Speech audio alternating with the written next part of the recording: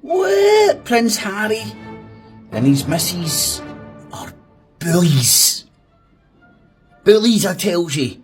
Now, you need to put your thinking cap on here and see if there's something else going on. And I'll give you Exhibit A. It was only on the 22nd of January this year, Prince Harry achieved a significant legal victory as News Group Newspapers Limited, News of the World, etc. News of the World, they used to own Sky. Now it's Comcast, Rupert Murdoch's American pal. What else is it? And Rupert Murdoch owns Talk. As well as the Financial Times, the Times Radio, the Sun, amongst others. You know, because one thing you'll notice if you listen to any of those outlets, the Sun as well, they own the Sun, to give the allure of sort of a independent reporting, they'll often quote the Times or the Sun, and you're like, that's the same fucking company as you. It's like fucking you're using your own bullshit to back up your own bullshit. You know, it's an illusion. Oh, I've got an article here from the Times. Here's the Times political editor. In fact, this morning when they were talking about all this Prince Harry pish, they had the political editor from the Times on the wee fucking panel. You know, it's all the same right-wing press fucking morons trying to give you the illusion of they're independent and just telling you as it is. The home of common sense, I tells you. We're no right, we're no far right, we're just right bullshit. So, Prince Harry's a bully and oh fuck man, I don't know. If you want to waste your time, go and fucking figure out the story, right? But it's the BBC news. They've got it on their website, but they're not running with it on the news because it's not a story. Whereas you go to Sky, you go to Talk, you go to GB News, all your usual suspects, the Times Radio, they've all got this top of the fucking, fuck the people in Myanmar and Thailand and all that shit, man, fuck them. It's just a fucking earthquake, fucking pancakes, fucking lots of buildings and shit. Fuck them in the ass. We need to talk about Prince Harry and this woman coming out and fucking, go and listen to her.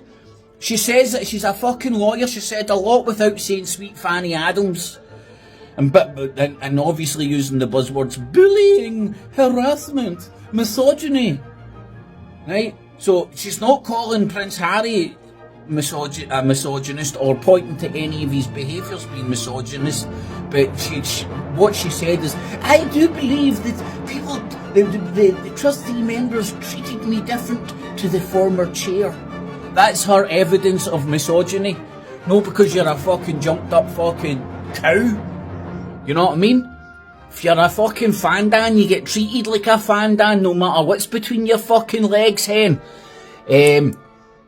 So, I don't know. Do you hate Prince Harry because of the press and the social media that you gobble up for your windy licking device? Well, wonder why there is a campaign by the Rupert Murdoch and his cronies, his pals, in the press to demonise this guy. That's why they're demonising his missus. Rightly or wrongly, who gives a fucking flying fuck about these two characters, man? Let them do what they're doing. Why the fuck do you concentrate on them constantly? Sky News, fucking Talk, Rupert Murdoch, press, constantly.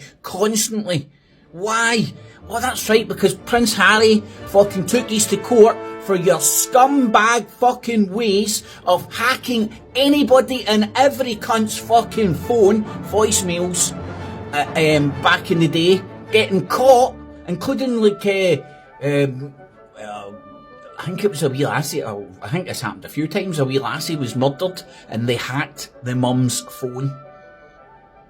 That's the kind of people that are sitting in front of you trying to pretend that fucking the sun shines out their fucking arse, trying to constantly just fucking demonising their enemies while trying to go, "Who? We're the whom have come in tenth." No, you're not.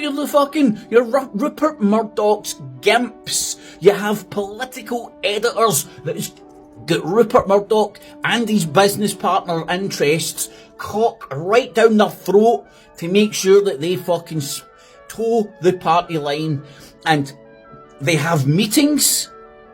I don't even think they would deny it. They have meetings, editorial meetings, you know, like fucking the political editor from the Times, the political editor from the Sun, the political editor from Talk, the political editor from etc, all the news outlets that they have will all meet, and then they'll all synchronise watches, do you know what I mean? So they're all singing from the same hymn sheet. You know, the Times Radio, if you're listening to that, that's just basically tabloid talk TV, or whatever you want to call it, but for the middle classes, whereas Talk TV is like right-wing fucking shit for the scumbags, same with GB News.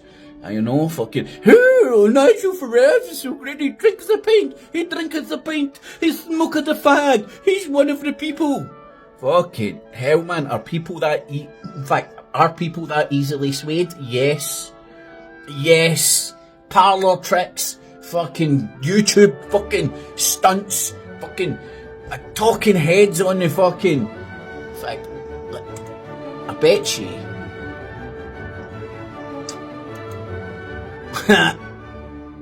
Right, I just stuck that on there, and cool. I'm so surprised that they're sitting talking about the same shit that the Times is talking about, the same stuff that the fucking Sun will be printing, the same stuff that the Sky News is constantly going over.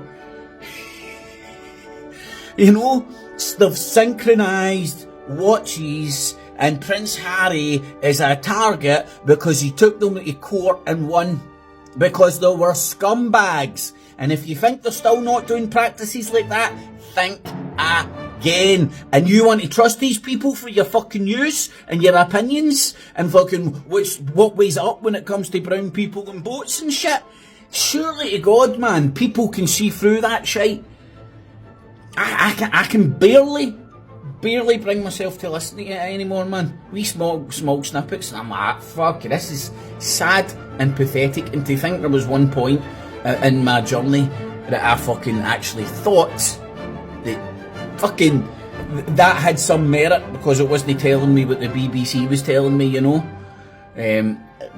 It's like RT, you know, when you first get RT, you're like, wow, this information, man, you don't see this anywhere else, this is good shit, man, you're telling me the truth. Then after a while you can sort of see what they are doing, the messaging they are putting out, the fucking purpose of that fucking Russian English speaking news outlet, you know. But do you hate Prince Harry? Do you think he's a bully and all that? And do you know what? She's a lawyer, so she can say a lot without saying anything. And her claim or evidence for bullying and harassment was that Harry left the charity without telling her. And she's sitting there going, "Oh, can you imagine the effect it had on me? On me! On me!" Like, fucking hell hen, man. So she's a bit of a screwball. She was asked to leave because she was shite at her job, and all the trustees had lost confidence. A lot of the trustees had lost confidence in her because her ability to get donations and that was shite. She wasn't getting as much money in, and she's just turned round and blamed Harry for that. And of course, all the Rupert Murdoch press is all over it. Interview. I know Sky News isn't Rupert Murdoch anymore, it's his pal, his billionaire pal for America. I can't think for the life of me why these billionaires would buy media outlets to influence people, to sway them over to the right side of politics, where typically you get tax cuts for the rich and fucking less dough for the poor and infrastructure. I can't think for the life of me why billionaires would buy media outlets and have a particular editorial stance to sway people over to the right side of politics to get tax cuts for the fucking rich. Can't think why. You know, like they've got a wee guy that I like to look at, man, talking, and he says, "Oh, he doesn't like this government. Oh, I'm on board with him." I'm not going to think any deeper about it. I'm just going to blindly follow all this shite, piss, filth on social media for talk, for GB News, for The Sun, for The Times, Financial Times, Sky News, all this right-wing fucking press managing to fucking hypnotise the working class, which doesn't exist anymore, you know what I mean? It's working people, you know, like the king, the prince. They're working people. You know what I mean? Prince Charles, King Charles, had to have side effects and all that, but he was back at work, sitting at his desk, writing fucking letters. He's one of those working people, man. All the bankers and shit, man, they are working people. Fucking small change in language means a fucking lot, because working class meant that people that lived to hand to mouth. It didn't mean that you were working for Tesco's, fucking flipping burgers and fucking McDonald's. You know what I mean? But not anymore. Fucking Orwellian world in which we stay in, man. No longer do you go to Turkey, it's Turkey.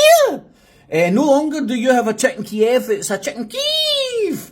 You know, Mandela effects, man. I don't know, man. I remember eating chicken Kievs.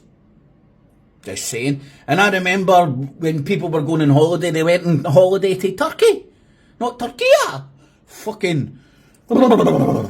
Fucking hell, man. This isn't 1984, it's 2025. The sequel. Get it? Got it. Good. Get cheese. No cats, no cheese. Maybe only some Prince Harry hatees were harmed in this filming.